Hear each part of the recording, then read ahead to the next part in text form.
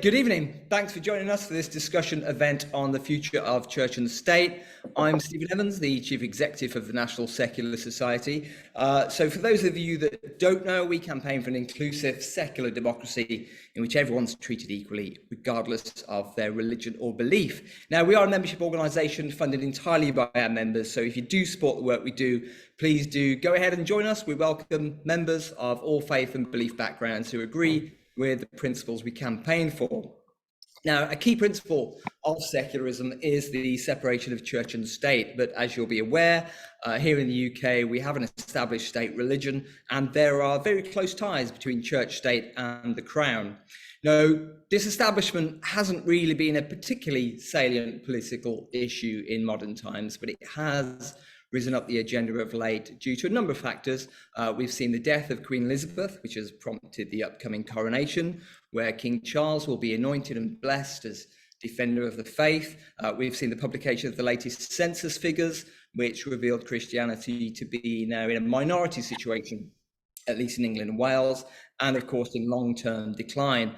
And there's of course been the Church of England's ongoing opposition to gay sex and same-sex marriage, which has seen some MPs raising the prospect of disestablishment. So is disestablishment an idea that's time has come? Well, this evening we're going to hear from three speakers who have reached the conclusion that disestablishment is the way to go, but all coming to this conclusion from their own different perspectives. Perhaps one lesser heard stakeholder when it comes to disestablishment has been the voices from within the Anglican tradition itself. The bishops who enjoy their privileges tend not to think particularly positively about disestablishment, but an increasing number of Anglicans do seem to think that it might be the best way forward for the church. So I'm delighted that two of this evening's speakers will be making the case from that perspective. Our first speaker actually wrote an entire book on the subject. Now, all three panelists will speak for around 10 to 15 minutes, and then we'll open the floor to questions. So if you do have any, please pop them into the Q&A feature, and we'll get through as many as we can.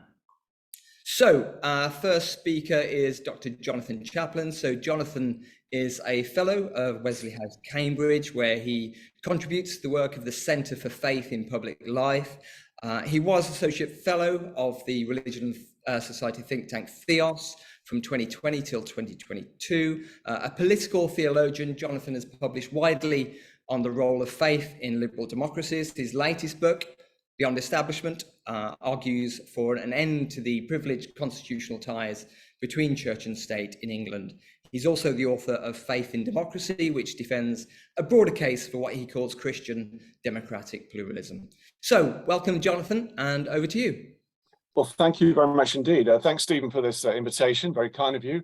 It's a privilege to be part of it. And thanks too for the Society for being willing to offer a platform to voices from the church on this issue of disestablishment.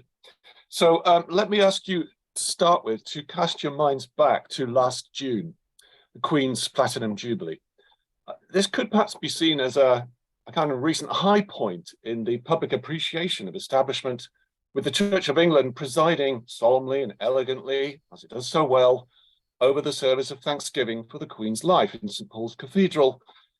And in addition, many local Anglican churches around the country opening their doors to host a wide range of other local events. That positive role seemed to be reinforced again in September, when the church was again called upon to preside over key national events surrounding the Queen's death.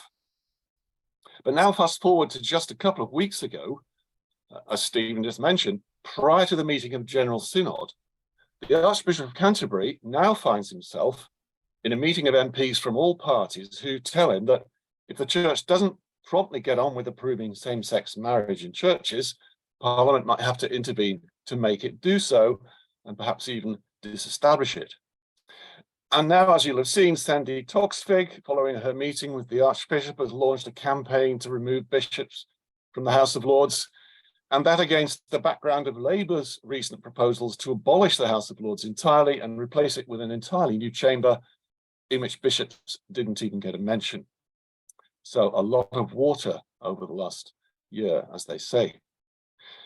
Now, it's true that disestablishment historically hasn't elicited much interest even within the church for about a century, actually. That was the time when Parliament blocked a major set of liturgical reforms and had bishops splenetically demanding that the church be left free to govern itself, free from state intervention. Well, that has been the case since about 1970, when General Synod was created, that is the church's governing body. But the issue may indeed finally be getting onto the national agenda again. And let me say, I think this is because there is a sharpening awareness in both church and society that the church's presumption that it can serve as a national church, somehow embodying the nation's identity, is looking more and more threadbare. 3 examples. One is that the church is now, as noted, significantly diverging from society on major issues where there seems to be a fairly wide national consensus, such as same-sex marriage, but also on other issues, such as a liberal stance towards refugees, or the need for a radical reform of the criminal justice system. On these issues, the church finds itself pretty much at odds with probably a majority of public opinion. So another example is, given that fewer than 3% of English people are actively involved in the Church of England, it just seems increasingly anachronistic for it to think it can symbolically represent the entire nation, indeed the entire UK, at major national events. And one, of course, is the upcoming coronation, which surely must again raise the question of whether it's legitimate for one small English Christian denomination. Church of England doesn't like to think of it in those terms, but that's what the demography says. One small English Christian denomination, however much rooted in the nation's history, to preside over the installation of the British head of state. And that question will be raised even if other faiths are invited to play a role in the service, which seems quite likely. Not least because that still risks excluding citizens who are secular, non-religious, or atheist from being able to identify with this central moment in the expression of national political identity. Well, I think all of this puts into significant question the church's continued enjoyment of a set of significant constitutional privileges arising from establishment. Now, these include its right of precedence at national events and having 26 bishops from the Lords, but we can list others. Its entitlement to have the head of state as its own supreme governor, the requirement that any monarch should at least be Protestant, and its right to preside over official parliamentary prayers at the beginning of each day. We can perhaps here also note other privileges that are not strictly part of establishment as such, I would suggest, but which also depend on the historical preeminence of Anglican Christianity, such as the statutory duty on most state-supported schools to provide mainly Christian daily worship, even though we know this is honoured as much in the breach as in the observance, or the fact that in many villages around the country, a Church of England school is the only option for parents. So I think the issue isn't going to go away, and therefore the church ought to be much better prepared than it currently is to engage in an open debate about establishment. Well, to that end, let me briefly offer 4 arguments that I would recommend to the church in that debate, and which I think lead to support for disestablishment. Now, trigger warning, the first 2 are quite theological, so you might need to bear with me on those. Second, are more sort of pragmatic. These first 2 theological arguments, I think, both flow from what I take to be a consistent reading of the New Testament, which is the church's founding text. So argument number 1 is that the political theology of the New Testament supports a religiously impartial state and doesn't support establishment. The argument is that the coming of Jesus Christ brings about a radical change in the relation between those who are called the people of God on the one hand and the state on the other. So while in biblical Israel, as depicted in the Hebrew Bible, there was a fusion of the people of God and the state, resulting in a state that was obliged to enforce one religion on all members of the covenant people. But in the New Testament, the people of God, now called the church, undergo a major transformation. They become a transnational, a voluntary, global fellowship, not tied to any territorial nation. So Under this regime, the duty to enforce true religion is then removed from the state. The state is now seen as religiously incompetent. Judging true religion, indeed judging any matter of ultimate truth, is outside its remit. And the logic of that seems to me that it may not act in any way that expresses a preference for any religion, or indeed for a secular worldview, such as secular humanism. And even though modern Western states that do establish churches don't use religious coercion anymore, to offer any privilege to one religion is, it seems to me, to take a view on its truth. This, by the way, is not to assert the moral neutrality of the state, which I think is simply an illusion. Any important state act, whether it's taxation, foreign policy, the environment, social care, you name it, will require it to take some controversial moral stance. But the absence of moral neutrality in the state does not prevent the state from being religiously impartial. So that's argument number one. We're halfway through the theology segment, more than halfway through. Argument number two is the need to safeguard the spiritual autonomy of the church from improper state intervention. The two go together. And the argument here is that the church is an independent, self-governing body that in all core matters of spiritual life, doctrine, liturgy, theological ethics, and so forth, must not be subordinated to state control. Now, of course, it's important to say straight away that like any organization in society, the church stands under the law of the land. But the point is, it cannot allow itself to have its central spiritual values compromised, even when these seem to diverge from national values. And I should add here that this is not a uniquely or even a particularly Christian concern. After all, the core values of many minorities in society, whether radical libertarians, Muslims, radical eco-feminists, etc., sometimes diverge from these seemingly settled national values. So, there are always going to be skirmishes between some minority values and what the majority think should be the law of the land. That's democracy. Okay, the next two arguments then are really counter arguments against two of the most frequent defenses of establishment coming from the side of the church. And you'll hear these defenses pretty much every time anybody stands up to defend establishment. One of these defenses is that disestablishment will amount to a kind of gratuitous concession to secularism, to you guys. That it will somehow, further advance the damaging process of secularization that's been going on for decades. And the question then is, why would the church hand such a victory to its opponents? Well, my reply here is simply to employ a distinction coined by former Archbishop Rowan Williams. You may be familiar with it, or similar distinctions between procedural secularism and programmatic secularism. Well, procedural secularism is basically a religiously impartial state. And I think many who call themselves secularists, probably many of you, would endorse some version of it. For example, several of the proposals contained in the all-party parliamentary humanist group's report, Time for Reflection, some of you will know of that, proposals such as, ending the automatic right of bishops to sit in the Lords or ending official parliamentary prayers seem to me to be required by procedural secularism.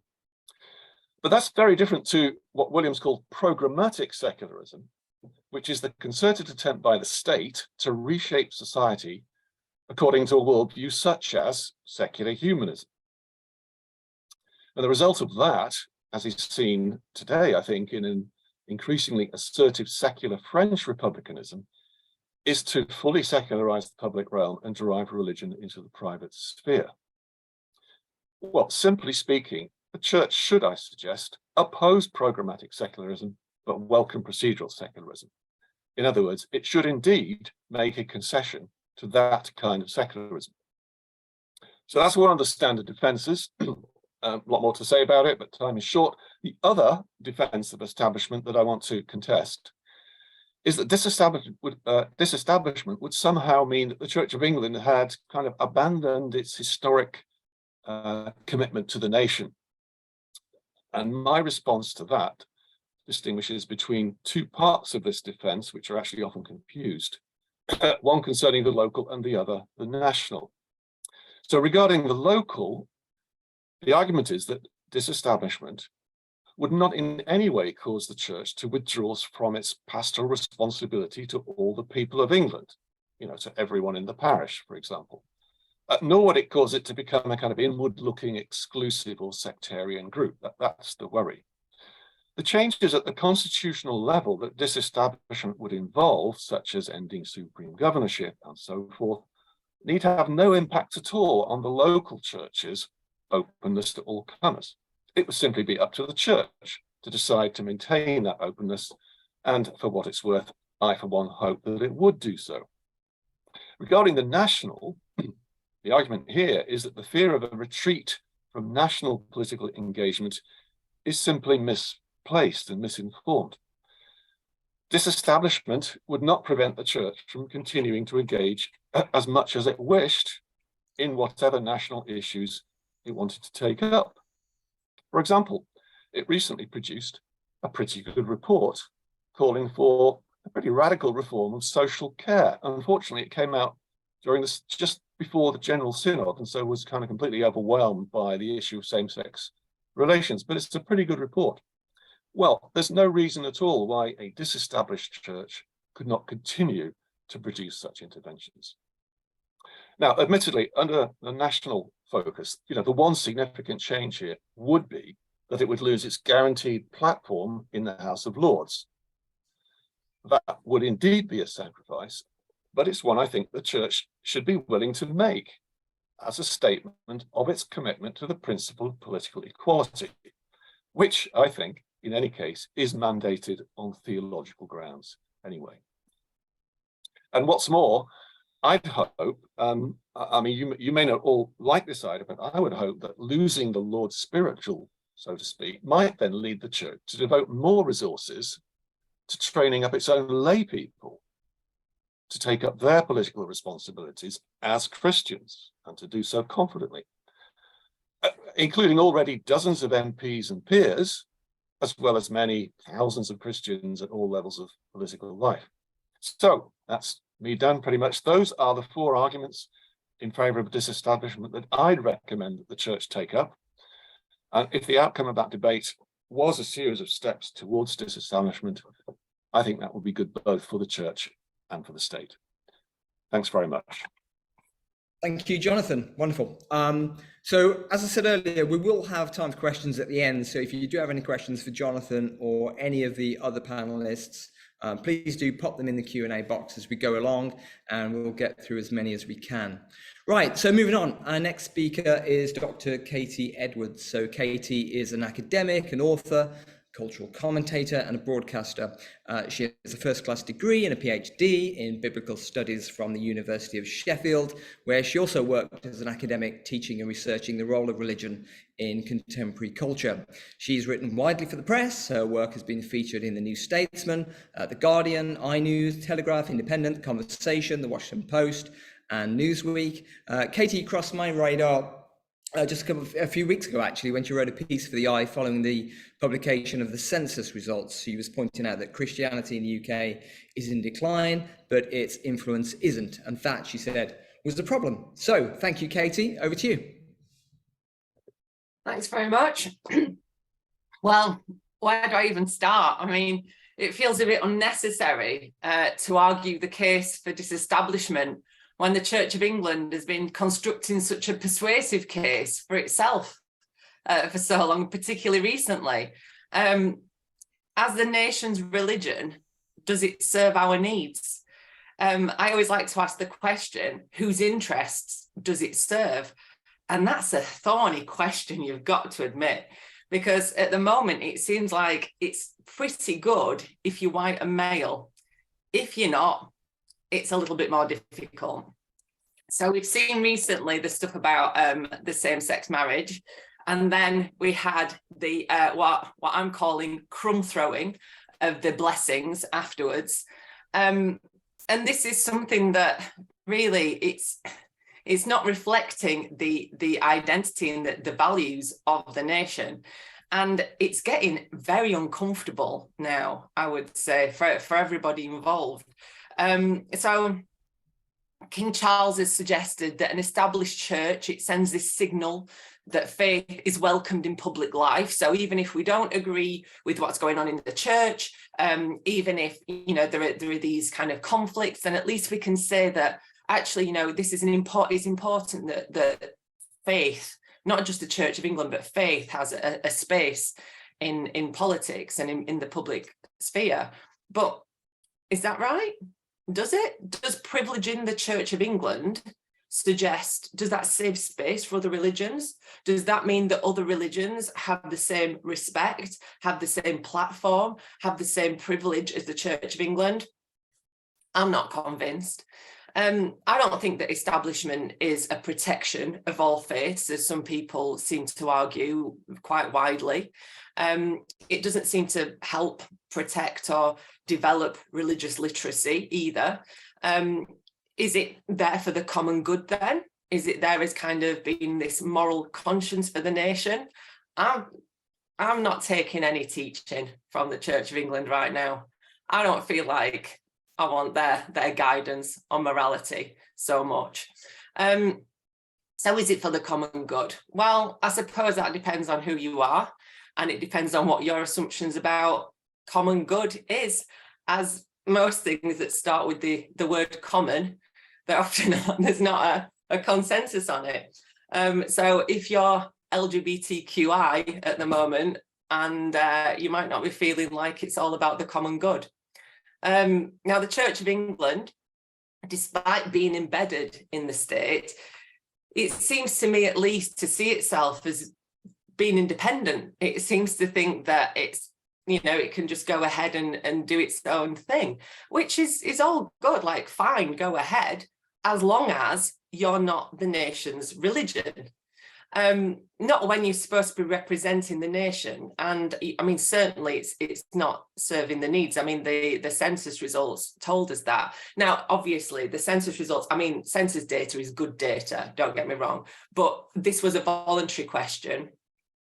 So the question on religion was a voluntary question, and it doesn't tell us everything about the context of the people who are answering that question. But nevertheless, we do know that Christianity, or at least those who are identifying as Christian, are in decline.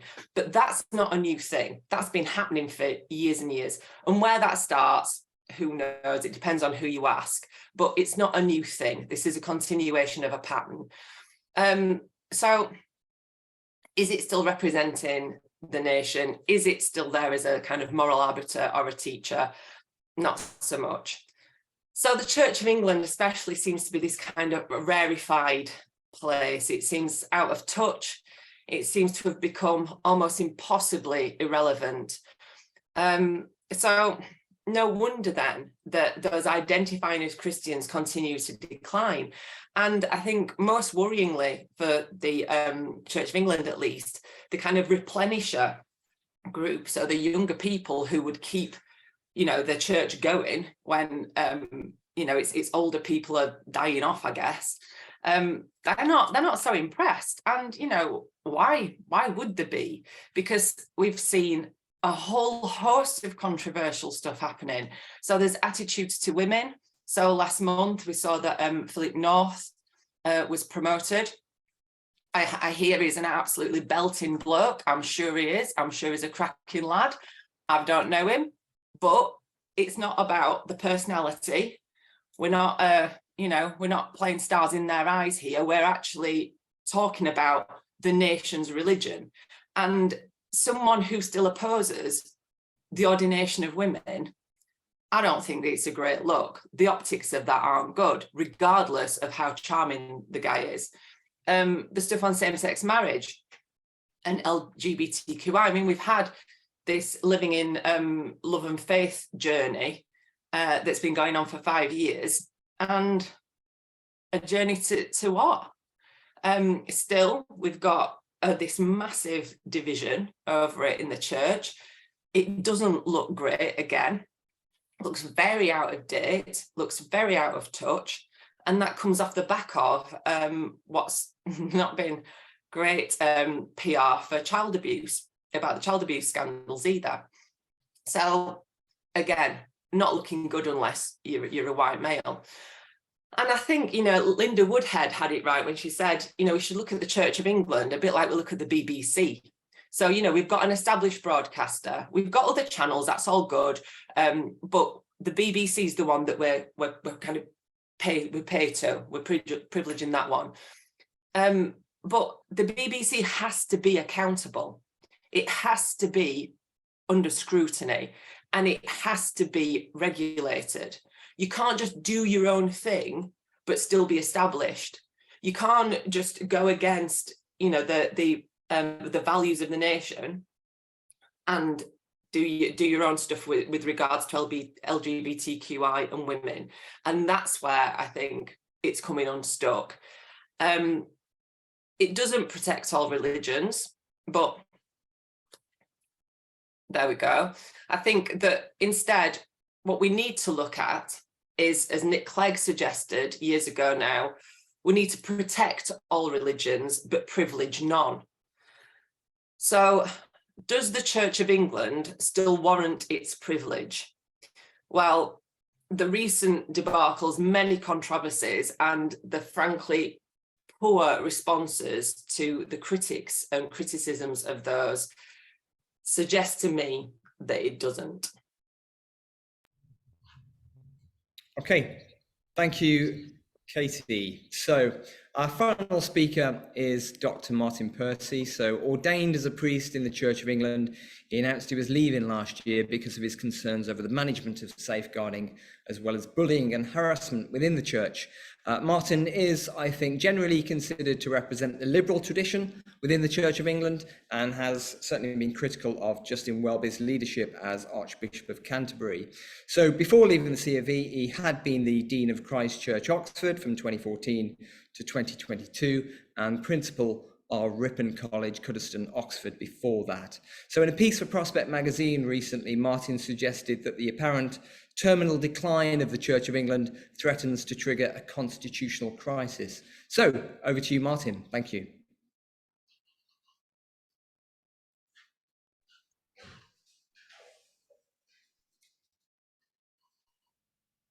Thank you, Stephen, very much indeed. I'm really grateful to you and to the Society for this invitation to speak this evening. I do speak as a passionate Anglican and somebody who's a person of faith, but also somebody who's deeply committed now to change. And I do think we've arrived at a point in our national life, by that I mean the United Kingdom, where there is a compelling case for a meaningful separation between church and state. So I'm going to talk a little bit about that and my reasons why, and pick up from the other two speakers as well. I suppose the first thing to ask is, if you talk about disestablishment, hadn't you better first of all think about what establishment is? And there are no easy answers to that. Establishment for some people means pomp, ceremony, privilege, colour, pageant, and many, many other things. It doesn't necessarily mean law and privilege and concentrations of power and authority. But I suppose if you wanted a working definition for this seminar this evening, I think what you could say is establishment is a nexus of power, privilege, and authority, often put to good use, but critically, so far so good, not accountable. And I want to just say something about that and why I think this matters. Viewers with long memories will recall a previous Conservative government where there were lots of allegations of sleaze and financial misdemeanors and the like, and particularly people in Parliament taking advantage of their position. Cash for questions, I suppose I'm thinking of here. This in turn prompted, under the John Major government, the Nolan inquiry, which led to the Nolan principles. That is to say that Parliament and other institutions should operate with principles of transparency, accountability, fairness, and should not be self-serving, but should be devoted to public service. Now that, of course, has resulted in numerous amounts of regulation over the past 25, 30 years. And I would say that if you look now at the establishment, there are probably only 5, maybe 5.5 institutions left in the entire United Kingdom, which are evasive of regulation. Here they are. Number 1, the monarchy. Number 2, Oxbridge colleges. Number 3, the police, a little bit. It's very hard to see how the police get policed. In theory, it happens, but in practice, it doesn't much. 4, the military. Anytime something goes wrong in the military will be the first to tell you that they will look into this themselves. Thank you very much. Maybe the NHS for just a tiny bit, but it seems to me if things go wrong in hospitals, in the end, you can have a public inquiry, what's called a level 3 inquiry, where you will actually get a judge and something that's resembling the Hillsborough inquiry in the end, led by Bishop James. The 5th institution that is unregulated is the Church of England, because it's an Episcopal church, it's a hierarchical church, it can behave in autocratic ways, and there is no appeal. There is almost no way that anybody who is mistreated can ultimately question their mistreatment in normal courts of law, and there's no regulation over it. Now, the Charity Commission could, in theory, step in, but in practice, that would be very hard. So one of the things I want to say, just to begin with, is it seems to me that we've arrived at a point now where millennials, the emerging generation, wish to see institutions operating in transparent, fair, equal, accountable ways. And institutions that don't do that cease to be ones that people invest trust and confidence in. And the consequences of that, both for roles and institutions, are extremely serious. If you want a future, you'll have to demonstrate that you're accountable, open, transparent, devoted to the public good. And institutions that avoid that are likely to protect their privileges and power, but only for a while, because ultimately, it seems to me, that is a cul-de-sac. The other thing just on this point that I want to say is that there is a world of difference between an established church and a national church. And you only have to look at Denmark to see the difference. In Denmark, when equality legislation was voted through in Parliament, because the church is a national church, there was no theological debate. It just became something that actually all those who work for the state, including the clergy and funded by the state, participated in. Likewise on sexuality. A national church will therefore be for the people. An established church is a different animal. Secondly, I just want to say something here about Anglicanism and its position in England. It seems to me, as I think as both our speakers previously have mentioned, we have a problem where we have religious freedom, but we don't have religious equality. One of the points I made in my original Prospect article last year was that there was something quite anachronistic about Church of England bishops sitting in the legislature in the House of Lords, which was for the whole of the United Kingdom. Because you would have thought that English bishops, even if they ever thought that they were representing their diocese, which of course they're not, could they speak for Wales or Northern Ireland or Scotland? Common sense and fairness tells me no, that they should exercise gracious restraint at that point. So I'm very surprised that the lead bishop on social affairs and moral responsibility felt it incumbent upon them to state what the Church of England's line was on abortion reform in relation to Northern Ireland and bringing Northern Ireland into line with the rest of the United Kingdom. Firstly, I don't actually think that the Church of England has a settled view on abortion.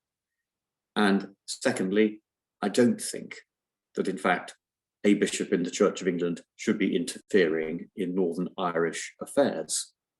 The bishop cannot represent the people of Northern Ireland and probably does not represent the women in his own diocese either. Certainly, he won't have consulted them. This seems to me to present us with a real problem here.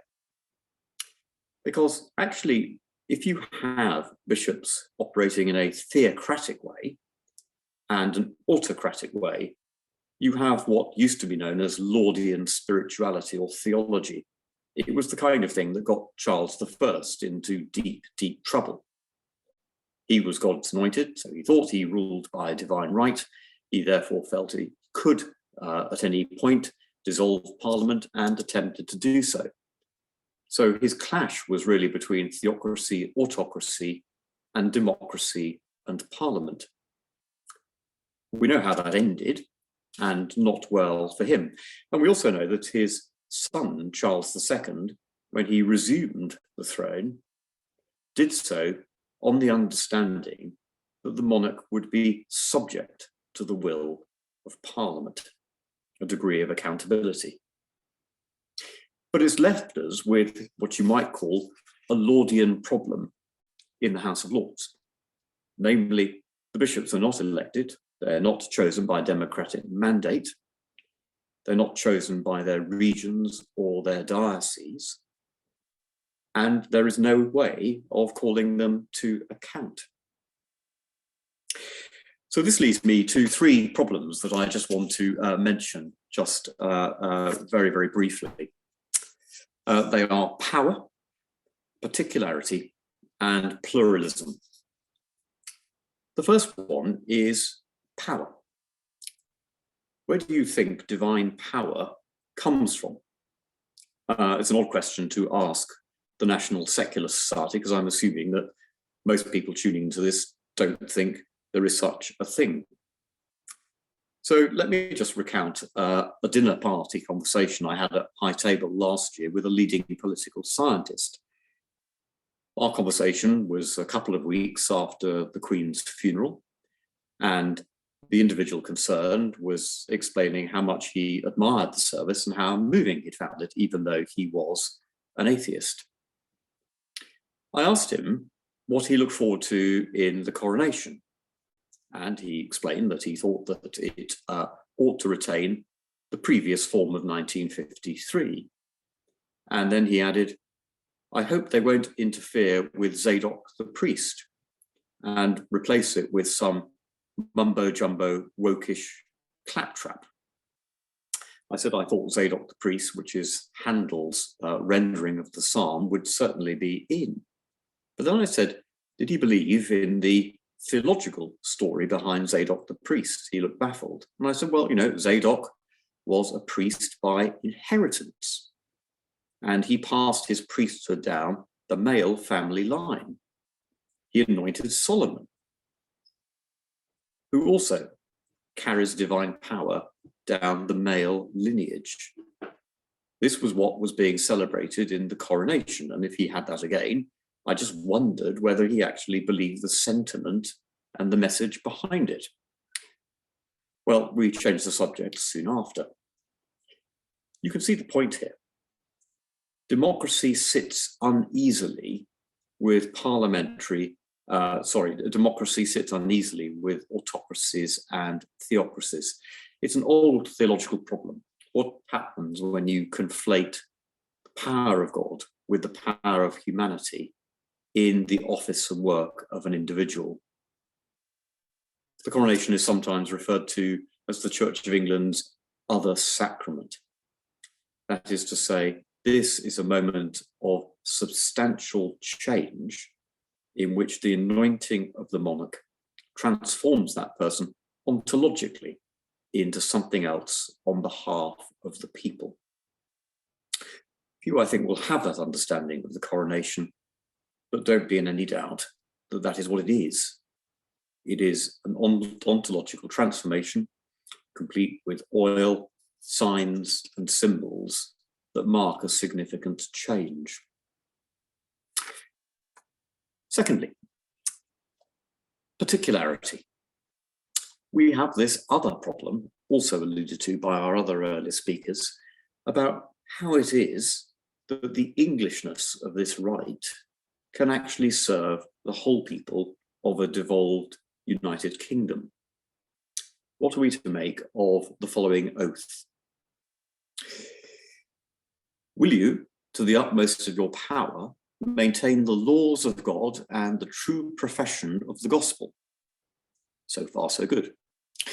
Will you, to the utmost of your power, maintain in the United Kingdom the Protestant Reformed religion established by law?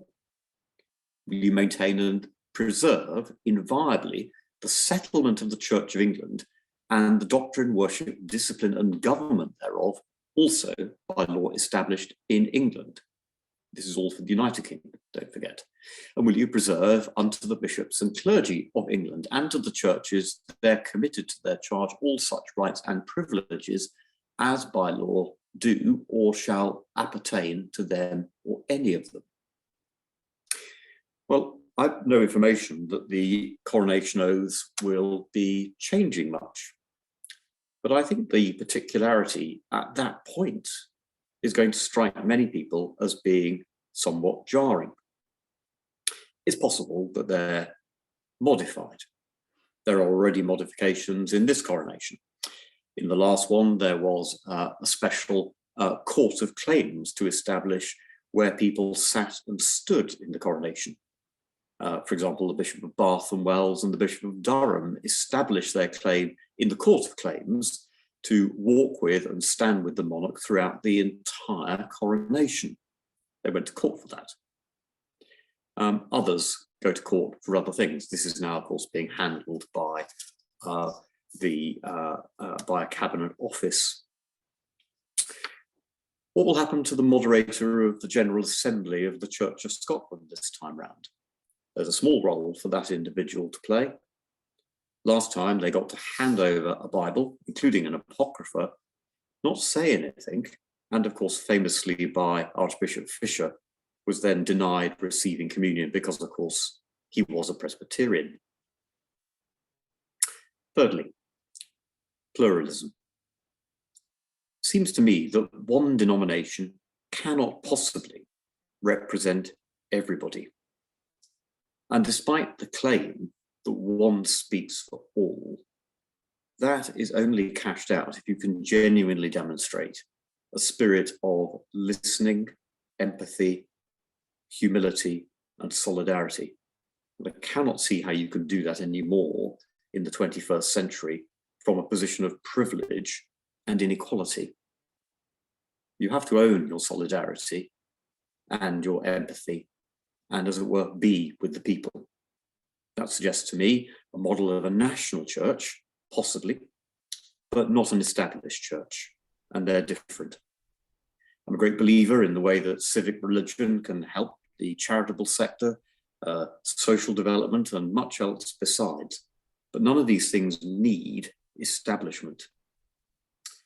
It's sometimes said that the difference between American religion and European religion is that in Europe, we like our religion in the state, but get very squeamish about it being in politics. And in America, they can't have it in the state, but they love it in politics. Well, whichever side of the pond you're on, faith and spirituality matter. The 21st century is still a religious century. It's still full of fundamentalism and competitive, competing convictions. And it's therefore right, I think, that we have some kind of understanding of how faith can serve all people. But the anachronism puzzles me. And given that the only other country in the world in which religious leaders sit as of right in the legislature is Iran, it strikes me that the case for change in England is now enormous. So I'm for a national church in a devolved union. I'm also for a theological vision which is actually rooted in the person of Jesus, who, let us remember, did not cling to equality and power, but emptied himself, taking the form of a servant. It seems to me that if the church wants to serve the people, it needs to be entirely on a level with the people. So I think there's a spiritual, practical, pluralistic, and ultimately prescient case for disestablishing and reimagining the Church of England as a faithful national church that serves its people, but does not actually hold on to its privileges. Thank you. Thank you, Martin, and thank you to all of our speakers. Really appreciate your insights. Lots of food for thought there. So questions are coming through thick and fast, but just a question from me to kick things off. Actually, it's a question that's sort of been echoed by David Vorus and Richard Scorer as well. So basically, if an established church is looking increasingly unsustainable, and I think we all agree it is, bishops in the legislature as a right, totally inappropriate entitlement that doesn't belong in any democratic parliament. But what do you think the roadmap to disestablishment looks like?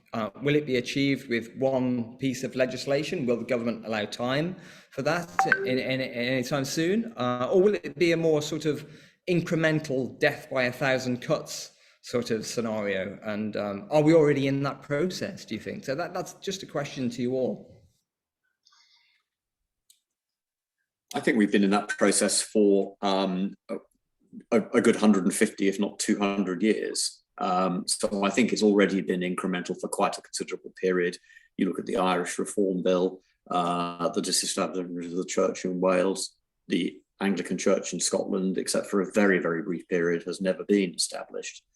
There's nothing in Anglican DNA that requires establishment.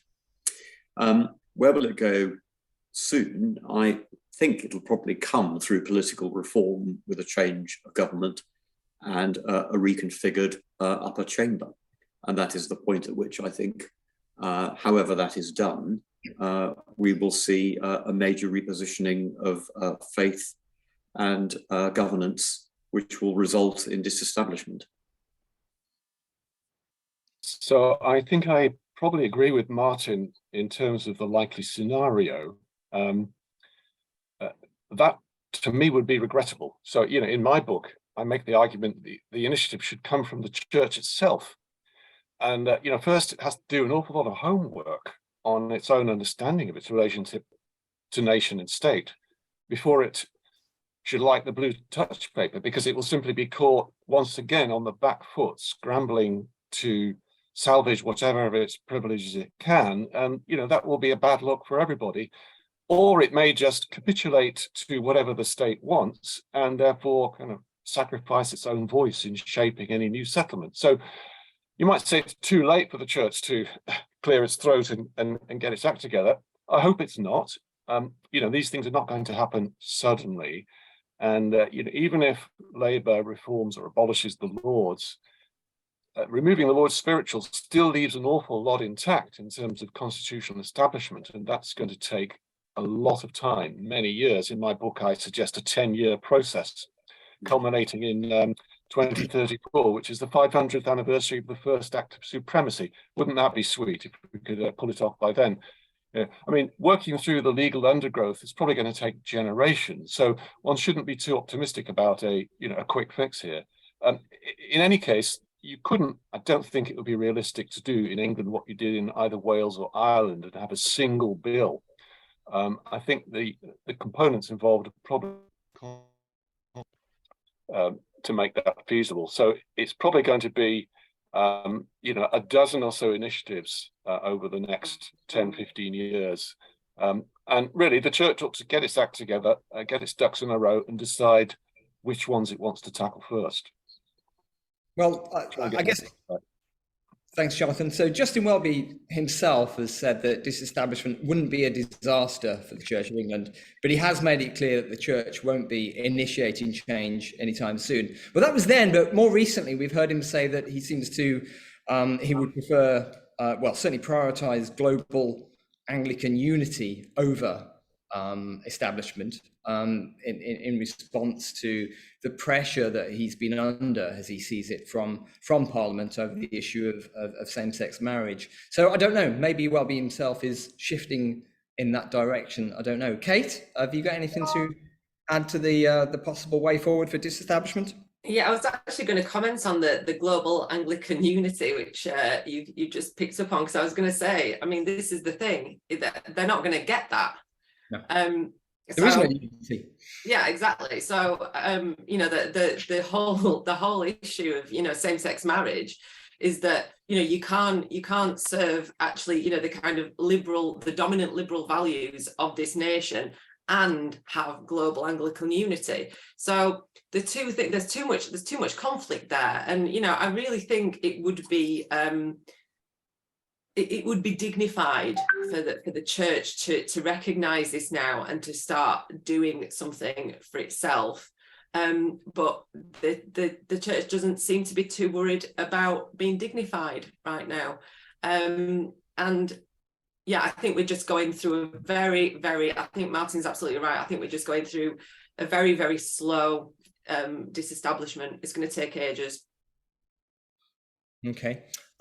So another question from Luke. So Martin, you were talking about the coronation. So Luke's asking, given that the coronation is primarily or exclusively a religious event, should it actually be a state occasion, and should it be a state-funded occasion at all? So this reminds me of actually a comment of note from Geoffrey Robinson, KC, human rights barrister recently. He said the coronation was a legal irrelevance, just a silly and superstitious Church of England ritual. And it's certainly the case that a coronation doesn't make a monarch. Charles is already the king. No other European monarchy has a coronation, as far as I'm aware. So do we need a coronation at all? Because especially at the current time, it's quite an expensive irrelevance. Any thoughts on that? I have written a piece for Prospect for next month, where I kind of go through the costs of coronations and their necessity, and also the different ways in which they've been done in the past. And it strikes me that absolutely right. I mean, coronations are not necessary, strictly speaking. Constitutionally, you could dispense with them. There's no fundamental difficulty about that in law. It is instructive to look at what other European nations do. Very few crown at all. The actual crowns are there, but they're not placed on the head. There's no necessary ritual symbolism that goes with that. So I suppose one could say, no, you don't actually have to have the state investing in this at all. You could do something really quite different and quite pared down. In actual fact, coronations, if you look back over the last sort of 150 years, have been getting cheaper and cheaper. It may not seem like that when we face up to this in May, but they're not on the kind of scale that some of the Hanoverians envisaged, where actually they were just gargantuan, really, and shockingly expensive. But it strikes me that the answer here is to work out what it is the nation, by which I mean the UK, wants to say about itself and to the world through any ritual of any kind at all. And I'm just not quite sure that the coronation really does this now in quite the way that some people may imagine. Could I come in on that, Stephen, quickly? So I myself wouldn't be too worried about the cost. You know, I think you could probably find a couple of Anglican hedge fund managers who could basically fund the whole thing without noticing it. What I would favour, and I think that many people favour, is a civil investiture. This is what tends to happen in other European countries. And, you know, it could take place in somewhere like Westminster Hall. That's a pretty spectacular setting, presided over, my personal view, by, say, the President of the Supreme Court. So some might call that a secularization, but that's fine. That's not in itself a problem. For me, it would be a fantastic opportunity to do exactly what Martin is asking for, which is to get the whole nation to have a proper debate about what it really thinks it's about. What are its core political and constitutional values? You know, you could have meetings all around the country in which suggestions could be produced as to what a monarch would pledge to do on behalf of the nation, including and embracing all the diverse traditions of the nation, the 4 nations of the UK, and so forth, and so on and so forth. So that could be a fantastic opportunity for political education and a redefining of national identity. And then here's the other thing: a Christian monarch, if they so wished, or looking further down the line, speculatively, a Muslim monarch or a Hindu monarch could decide to invite a religious organization to stage a religious service on a voluntary basis. So, for example, an Anglican monarch might knock on the door of the Archbishop of Canterbury and say, "Can you open up St. Paul's Cathedral again? I would like to come for blessing and prayer, the prayer of the church, for my tenure as monarch." That could be another fantastic opportunity for civic and theological education. So there are lots of creative possibilities there, if only we can, summon up the imagination, frankly, to think differently. Yeah, indeed. The secular investiture was actually a suggestion of the UCL Constitution Unit some time ago. It was actually, we wrote to the Cabinet Office ourselves and the Prime Minister, Rishi Sunak, to suggest such a thing. But no positive response as of yet. Katie, anything to add to the need for coronation? Yeah, I mean, I'm not a royalist. I don't think there's a need for a coronation, and I think, at the current time, I don't think there would be any appetite to really gauge the temperature of the nation, because it would be too frightening to find out what we actually think. I don't think it would be particularly appealing for either the royal family row, who had their own share of controversies recently, or the Church of England, and so that hasn't happened. And I think part of the kind of the function of the ritual is to be nostalgic and to actually remind the nation that there's a royal family and that there's a state religion. And the same way that we got the funeral with the Queen, and we got this kind of this kind of rise in pro kind of royal, pro kind of Church of England attitudes around that time. So I think it's an important ritual for both the royal family and the Church of England, and they're hoping it's going to be a very important ritual for the nation. But equally, I think at the current time, when people are absolutely skint, it also feels pretty gross to spend vast amounts of money on a state ritual. And I appreciate that they're getting cheaper, but they could be even cheaper than they are. Okay, thanks. Right, a comment here from Jane Azan, who many of you will know. She's been a very passionate campaigner for a more equal Church of England, more inclusive Church of England. So she says she totally agrees that the issue is one of accountability, requiring transparency and fairness. We don't have scrutiny committees in the Church of England, unlike Parliament. And any attempt to try and shed some light on what goes on is squashed and the whistleblower ostracized. Is it time for a no confidence vote in the House of Bishops? And maybe a related question, I'll take them together, from Richard Scorer. He says the Church of England is currently and scandalously exempt from the Human Rights Act and, in fact, freedom of information legislation. Should those who favour disestablishment try and change this, or simply ignore that issue and fight for disestablishment so that the issue becomes redundant? So, yeah, about accountability and transparency. Should the church be exempt from the Human Rights Act and freedom of information legislation? And should there be a no confidence vote in the House of Bishops? That's probably one for you, Martin and Jonathan, to start with. Jonathan, do you want to go first? Okay. So I think we need to distinguish these two issues, accountability and in general, where we're talking, I think, primarily about, the lack of sufficient internal accountability within the Church of England, which is a problem that, other religious believers have with their own religious structures. I mean, many Roman Catholics lament the lack of accountability in the Roman Catholic Church. In fact, there's much less there than in the Church of England. Well, maybe Martin would disagree with that, but so it's not just an Anglican issue that. And of course, it's true for many other institutions as well. So there are a set of issues there about how the church ought to reform its internal governance. I'm not sure that having a whole suite of parliamentary committees, as Jane suggests, is the solution. You know, we don't have to model ourselves exactly on the structure of the House of Commons, for goodness sake. I'm sure there are better ways of holding ourselves accountable. But so that lots of debate there. The question of whether the church should be subordinated to the Human Rights Act is a rather different question, because that's about accountability to law, to the state, to the political community. And I think those things should not be run together. I mean, of course, the church is subordinate to the Human Rights Act. Everybody in the UK and every organisation is subordinated to the Human Rights Act. It's just that legislation grants certain organisations or certain bodies certain legally permitted exemptions from certain elements, for example, of the Equality Act. Now, it's not quite the same thing as the Human Rights Act. Now, those things are not those things are provided for in law.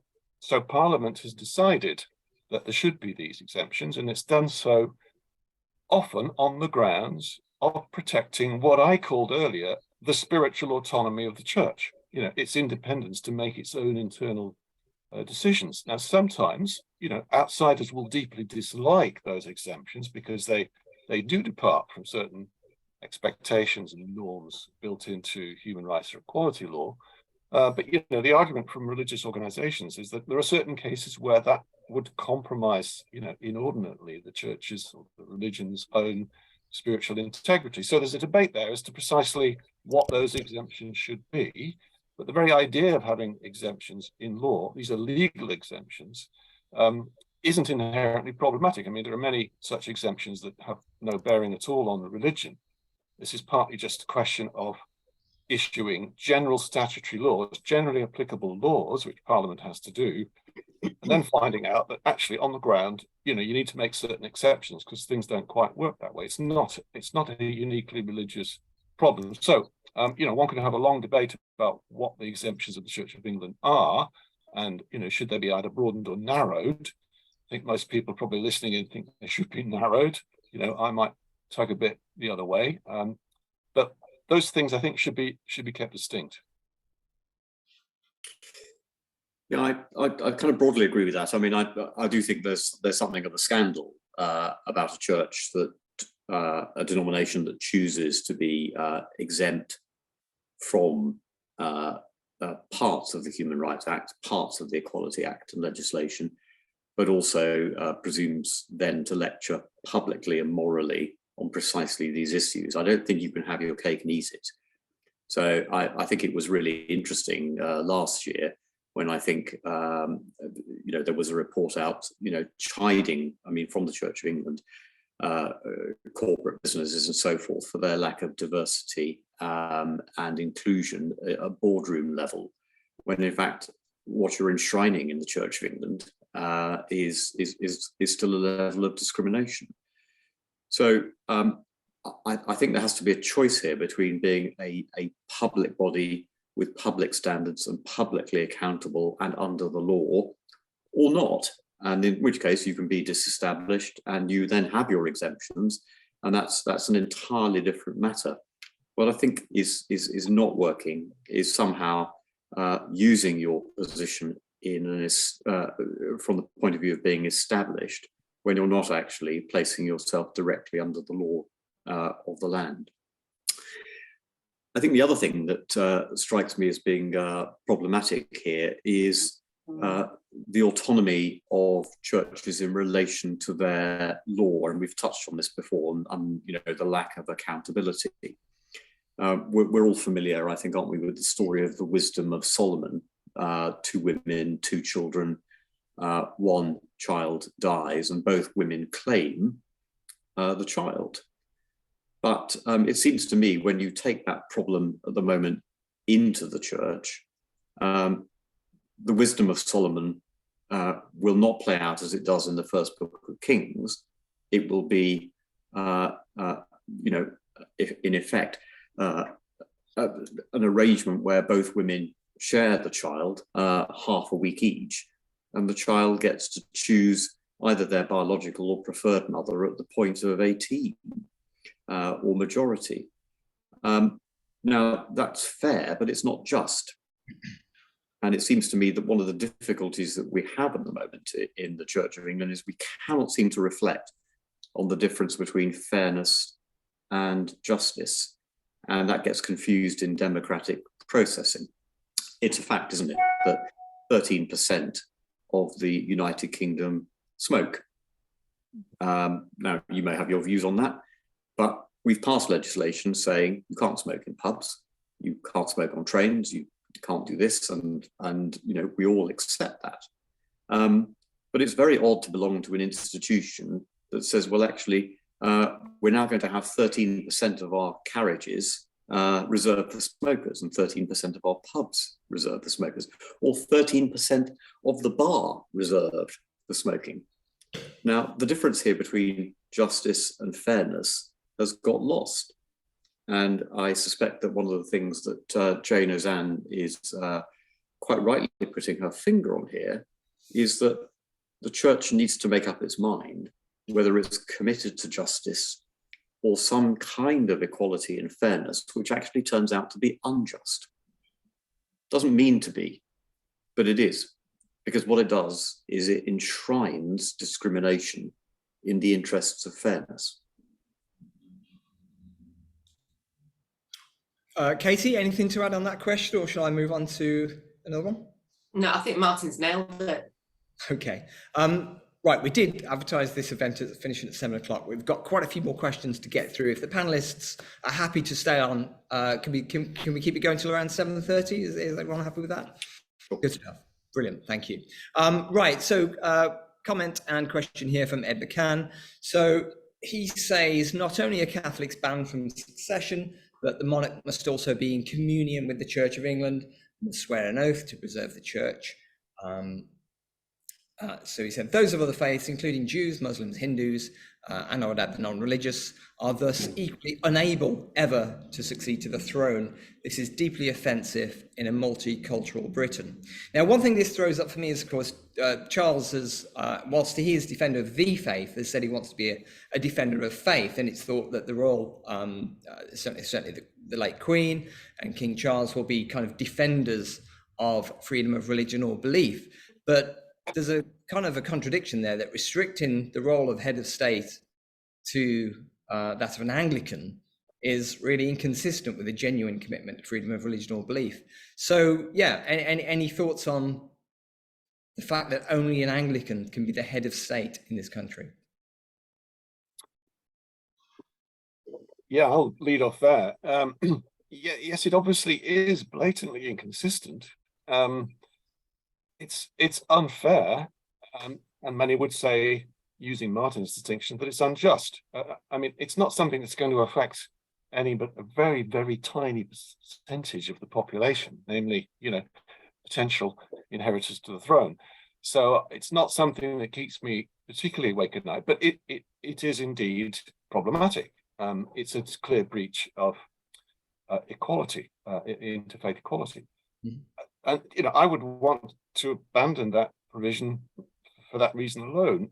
I think the only thing I'd say here is that it is the case, apparently, that very few minority faiths, or at least the representative organizations that claim to speak for them, and there might be quite a difference there, on the whole, do not oppose establishment. There's a prominent sociologist at Bristol University, you'll probably know him, Tariq Modood, who's done research on this for years and years and years, and he said he hasn't met a single Muslim who is opposed to establishment. Actually, I did meet one a few weeks ago, but you know, only one. And there's a very good reason for that. In fact, there are two good reasons for that from an Islamic point of view. One is that in Islam, there has always historically been a close and intimate relation between state and religion. So for them to live in a country in which that exists is not a theological problem. Indeed, it's preferred. The other is that they hold the view, many of them, that the establishment of the Church of England, as it were, maintains a kind of sacred canopy under which all faiths can shelter. And therefore, it's good for them because they see themselves often as an embattled faith minority. And so they will hold on to establishment as a way of securing standing in the public realm. And I can certainly see the rationale from their point of view.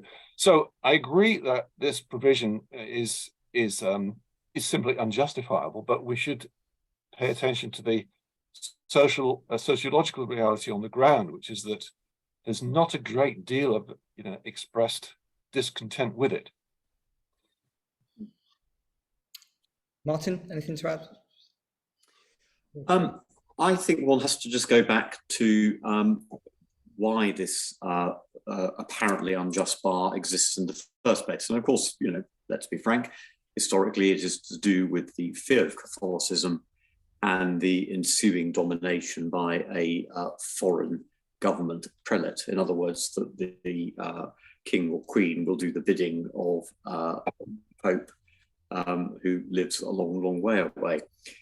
We do well to remember that similar fears were expressed when President Kennedy was elected in America. People did wonder out loud whether or not this meant that their president was somehow answerable to somebody else. This is where I think I would go back to Jonathan's,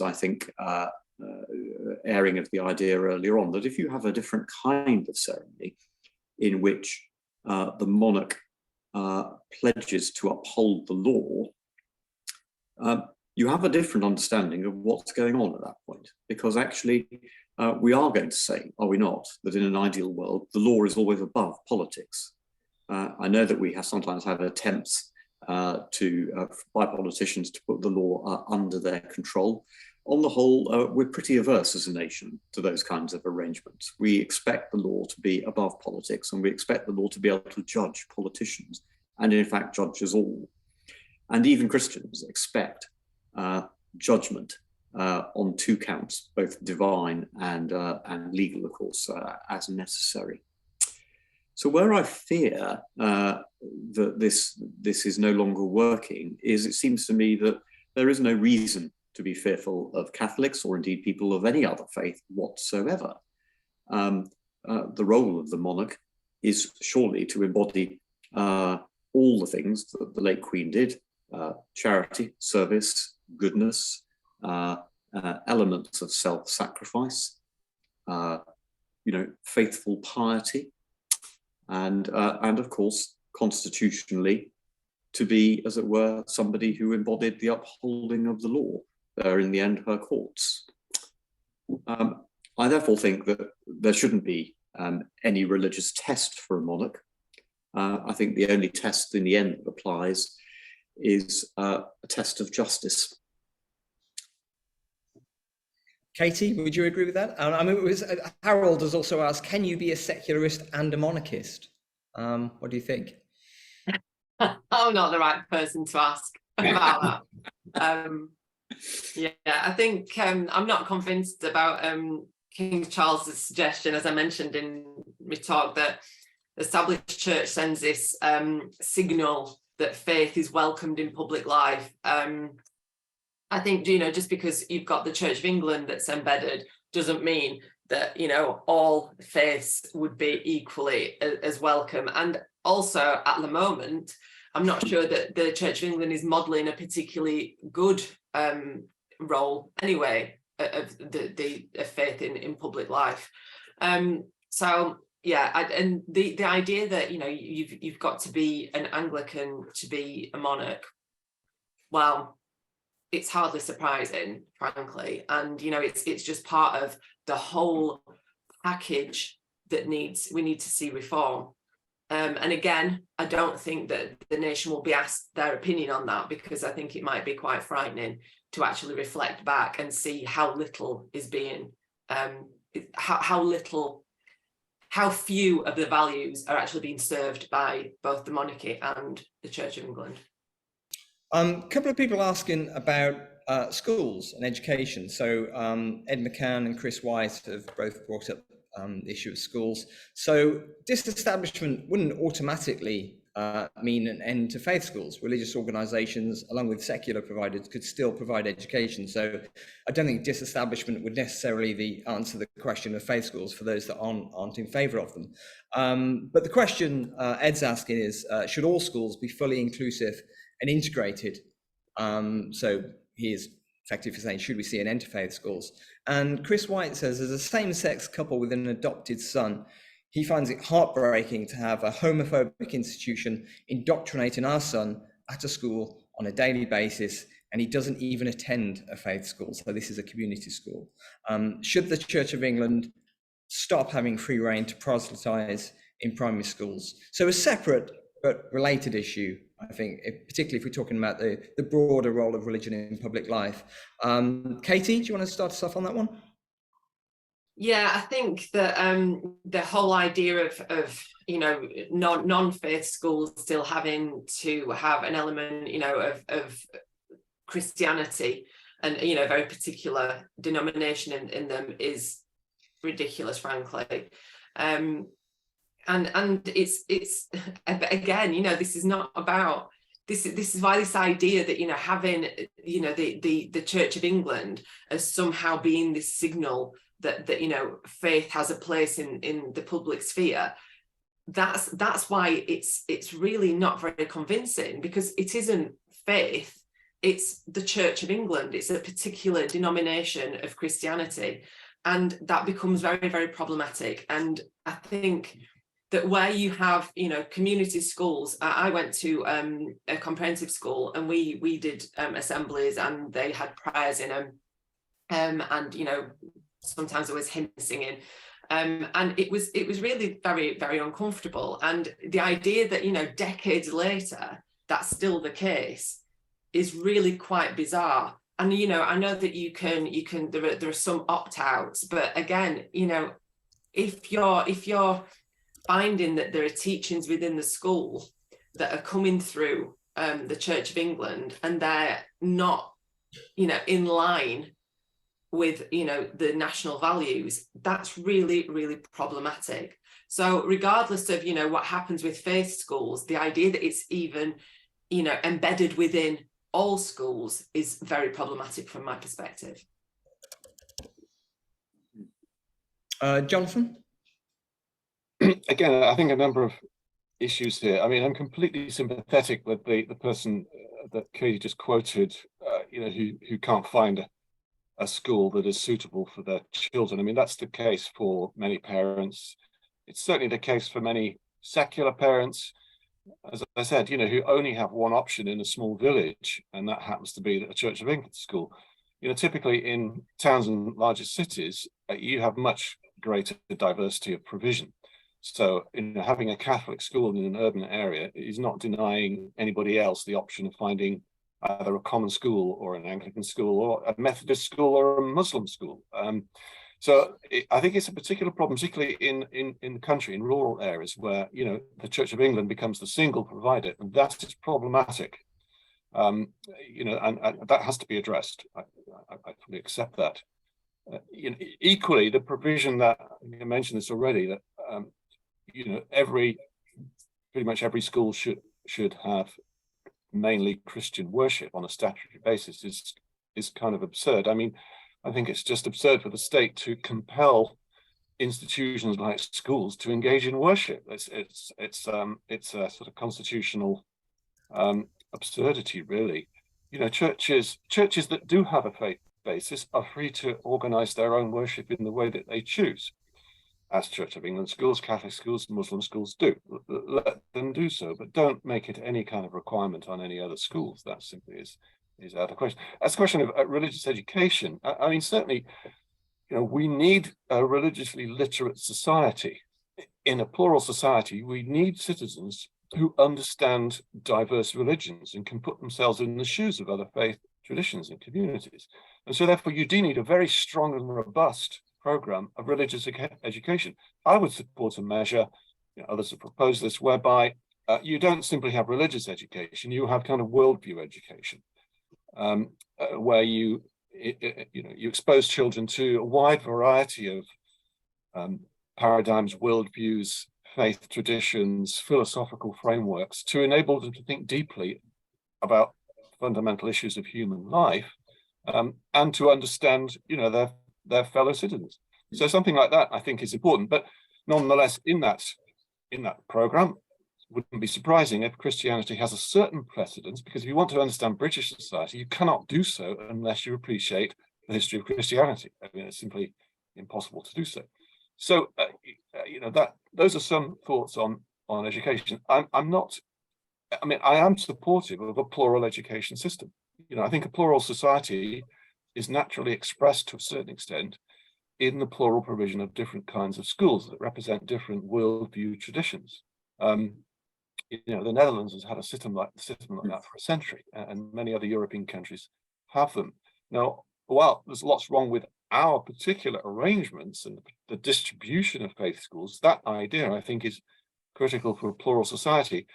But the rub again comes over what the scope of autonomy should be for those plural schools. And, there's going to be ongoing debate there. But a system that simply imposed a uniform standard mold on every single school in the UK, I think would be promoting the wrong kind of national unity. It would not be national unity, it would be national uniformity, and could therefore squeeze out important traditions of difference that a fair and just society ought to keep alive in the public realm. Martin, do you want to come in quickly on that one? I will, yeah. I mean, I think a lot of the protections that folk would want in the National Secular Society already exist from the 1944 Education Act. That did make a distinction between worship and being educated about religion. There's a conscience clause in that. This is 1944. No teacher, no pupil should be made to suffer by opting out of particular kinds of religious instruction or worship. So I'm afraid I think in some ways this is a little bit of a false flag. I'm in full agreement with Jonathan here. We need high levels of religious literacy if we are to understand our history, Shakespeare, our literature. You can't read Milton and huge amounts of English literature unless you've got a basic education in how religion works and its history and tradition. So I would be a strong supporter of the kind of education which equips peoples to embrace other worldviews, to respect diversity of opinion, to exercise judgment. Not all religions are equal, in the same way that not all political views are equal. People need to actually exercise proper judgment and discernment about what is good and what is harmful. And it seems to me you can only do that if you have a robust education from pretty early on, right the way through to higher education. I think it's extremely rare that any faith school, by which I mean, I suppose the Church of England here, specifically imposes an Anglican form of worship on its pupils, even assuming one could agree on what that is. It may be slightly different in other faith traditions, such as Roman Catholicism, but even there, I think if you look at the assemblies, they're largely ecumenical in character and flavouring, and there's a conscience clause. There has been for 80 years. Yeah, I mean, a lot of the case that we get from parents, they try to, people don't generally want to draw attention to their children. Their children don't usually want to have attention drawn to them at school. So the right of withdrawal is a very unsatisfactory solution for many parents and pupils who don't want to be excluded in that way. And we know that there are more children worshipping in schools than there are adults worshipping in churches in this country, and that I think is a bit of a ridiculous situation to be in. Right, finally, we are coming up rapidly to 7:30. Just final question, I think, from David Boothroyd, and he asks, could the Anglican panelists comment on how a formal proposal for disestablishment could come through the church's internal structure? Would it depend on the church leadership, possibly after a hint from the government, to propose the change. So yeah, how could the Church of England go about getting itself disestablished? So I have a stab at that. If you could. Unfortunately, we've only got about 2 minutes, and Yes. I've probably only got about less than 1 minute.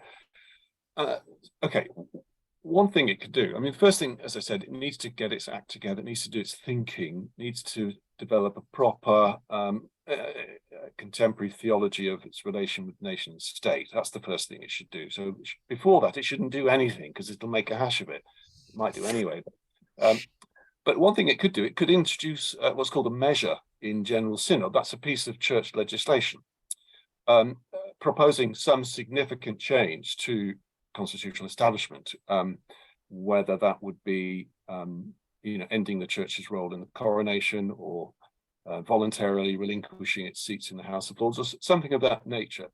That would then, if it passed in General Synod, it would then end up in Parliament, and Parliament would then have the issue of disestablishment, part of it, on its desk, and would have to confront it.